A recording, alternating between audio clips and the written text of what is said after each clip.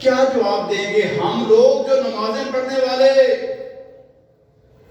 جمعہ کے خطبات سننے والے، جب ہم اپنے بچوں کے ہاتھوں میں پارسیوں کا مذہب دیتے ہیں، آتش پرستوں کی ایجادات دیتے ہیں، رب کے باغیوں کا نظام دیتے ہیں، مہنگائی کے رونے والے جب اپنے ہاتھوں سے خون پسینے کی کمائی کو آگ لگاتے ہیں، کوئی چراغاں کر کے، کوئی آتش بازی کر کے، کوئی اس طرح کی خرافات کر کے، کوئی پتنگ چڑھا کے، اور یہ ساری خرافات اکٹھی ہو چکی، حکومت پنجاب دفعہ 144 لاکھ کے بھی ذلیل ہو رہی ہے، کچھ عمل نہیں ہو رہا، جگہ جگہ یہ ہندوؤں کی پتنگیں بھی نظر آ رہی ہیں، اور یہ آتش بازی کا سامان بھی جگہ جگہ پڑا ہوا ہے۔ کون ہے اس گمراہی میں لے جانے والا؟ اس کا ذمہ دار مولوی ہے، اس کا ذمہ دار پیر ہے، جو کہتا ہے کہ جناب 15 شعبان کو ایسی عبادت ہوگی جس کے اندر آتش بازی کی جائے گی، جس کے اندر بچے گلی گلی جا کے لوگوں کا امن پر بات کریں گے، بیماروں کو ذلیل و خوار کریں گے، راستے میں چلنے والوں کو تنگ کریں گے، ان کے کپڑے جلائیں گے۔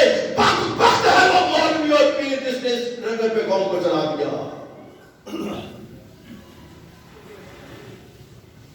یہ خالص کافروں کا کام، مجوسیوں کا، آتش پرستوں کا۔ جائے کوئی ایک صحابی، ایک تابعی، ایک امام، ایک بندہ کوئی قرون اولیٰ میں سے دکھا دے جن سے اسے خرافات کی ہو، کوئی ایک سنگل پرسن دکھائیں کسی نے ایسی خرافات کی بات کی ہو، ان مجوسیوں سے کوئی تعلق پیدا کیا ہو، آتش پرستوں کا کوئی کام کیا ہو۔ اور آج کون سا غریب محلہ اس سے بچا ہوا ہے؟ یہ کافروں کے بچے ہیں جو کر رہے ہیں، یہ دکاندار کافر ہیں کیا جو بیچ رہے ہیں؟ اور پتنگ کی ڈور سے کتنے لوگ اب تک قتل ہو چکے ہیں؟ اس قتل ہونے والے کی نامزد FIR مقامی SHO پہ کیوں نہیں ہوتی؟ اس کے علاقے میں یہ قتل ہوا اور یہ اندھا بہرا بن کے کیوں بیٹھا ہوتا ہے؟ فلائنگ کائٹ ایسوسی ایشن پر کیس کیوں نہیں ہوتا؟ جو پتنگ اڑانے کے لیے، بسنت منانے کے لیے پورا سال اہتمام کرتی ہے، ڈور بنانے والے، پتنگ بنانے والے، اس کو بیچنے والے، اس کو چڑھانے والے، آتش بازی کا سامان بنانے والے، بیچنے والے، استعمال کرنے والے، اور ایسے لوگوں کو دکانیں کرائے پہ دینے والے، کیا یہ ہندوؤں کی نمائندگی نہیں کر رہے اعلان اعلان؟ کیا یہ مجوسیوں کا طریقہ نہیں اختیار کر رہے؟ کیا اس قوم کی رہنمائی کے لیے جبرائیل علیہ السلام آئیں گے؟ کون ان کو بچائے گا؟ کون ان کو بتائے گا؟ کون سمجھائے گا کہ ان لوگوں نے جعلی عید بنائی؟ اس جعلی عید بنانے کے ساتھ ساری خرافات آ گئی، سارے کفر کے انداز آ گئے، وہ ساری عیاشیاں بدماشیاں آ گئی جس نے تمہارے ایمان کا بیڑا کر کے رکھ دیا تھا کہ رمضان سے پہلے اگر پکے کافر نہیں ہوتے تو مسلمان بھی نہ رہے۔ اتنا بڑا ڈاکہ مارا گیا اسلام پر اس شب قدر کے نام پہ، بڑے بڑے مولویوں کی مت ماری گئی، نہیں سمجھاتے اپنے مقتدیوں کو کہ یہ کس جگہ پہ چل رہے ہو، کس راستے کے راہی بن رہے ہو، یہ فضولیات تم نے کہاں سے لے لی، کہاں سے تمہارے اندر آ گئی، کیوں رقم برباد کرتے ہو؟ جب رونے پہ آتے ہو تو تمہارے بڑے سے لے کے چھوٹے تک ہر کوئی رو رہا ہے، جی غربت بڑی ہے، مہنگائی بڑی ہے، اور اپنے ہاتھوں سے جلا رہے، شرم نہیں آتی؟ رب کا عذاب نہیں آئے گا تو کیا ہوگا؟ جب رب کو چیلنج کریں گے، رب کے دین کا نام لینے کے باوجود اس کے دشمنوں کے طریقے اختیار کریں گے اور پھر اس کو عبادت کا نام دیں گے. عبادت ہے نا، یہ تو حصہ ہے شب قدر کا. بھئی آگ جلانا، آپ کی پوجا کرنا، یہ کون سا اسلام ہے؟ کیا آتش پرستوں سے پیارے پیغمبر علیہ السلام نے جنگیں نہیں کی؟ یہ ایرانی کون تھے؟ یہی آتش پرست تھے. کیا ان آتش پرستوں کے کہیں خفیہ ایجنٹ تو نہیں ہم میں گھسے ہوئے، جو آج تک اپنی باقیات کو مسلسل ہوا دے رہے ہیں؟ وہ آتش پرست کہیں ہمارے گھروں میں تو نہیں آ گئے؟ ہم جب ٹھیکیدار بنتے ہیں جی ہم پکے کٹڑ قسم کے جناب واحد ہیں، توحید پہ کوئی کمپرومائز نہیں ہے، ہم تو بڑے سچے عاشق رسول ہیں، محب رسول ہیں، ہم نبی مکرم علیہ السلام کی خاطر کٹ مر جاتے ہیں. جس نے چیک کرنا کہ بھی جھوٹا کون کون ہے، بالکل آسان تھی کہ ان دنوں میں آسانی سے پتہ چلتا ہے کہ یہ بھی کذاب ہے، یہ بھی جھوٹا ہے، یہ بھی جھوٹا ہے، یہ بھی ہمارے اندر چھپا ہوا ہے، یہ آستین کا سانپ ہے، یہ کافروں کا ایجنٹ ہے. اس کے بچوں کو دیکھو، جو اپنے بچوں کو یہ کام کروا رہا ہے، سمجھ لو یہ بھی شیطان کا ایجنٹ ہے. عبداللہ بن ابی کے سر پر سینگ تھے یا اس کے کوئی 50 ہاتھ تھے کہ دور سے پہچان ہوتی تھی یہ رئیس المنافقین ہے؟ کرتوتیں بتاتی ہیں، کرتوتیں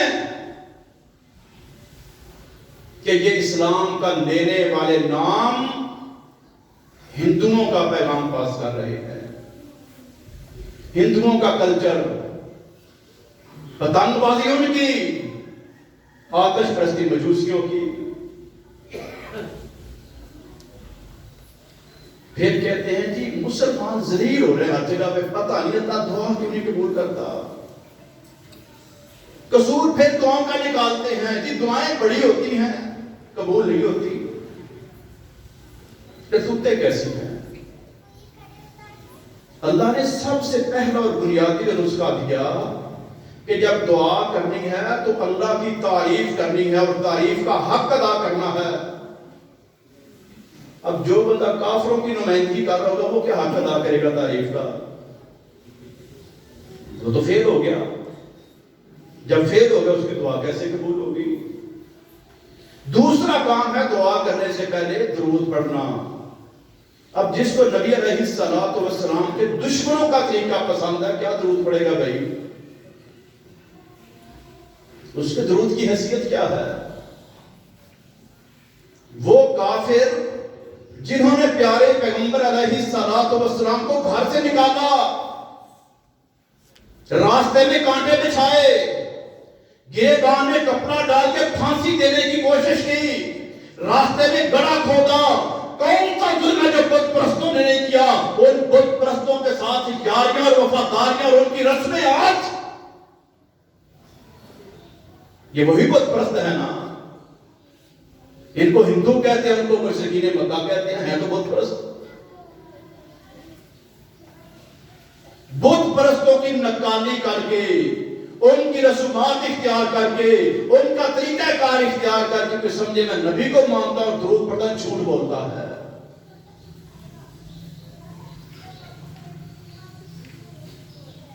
یہاں سے ہم اپنا محاسبہ کرتے ہیں، کہاں کھڑے ہیں؟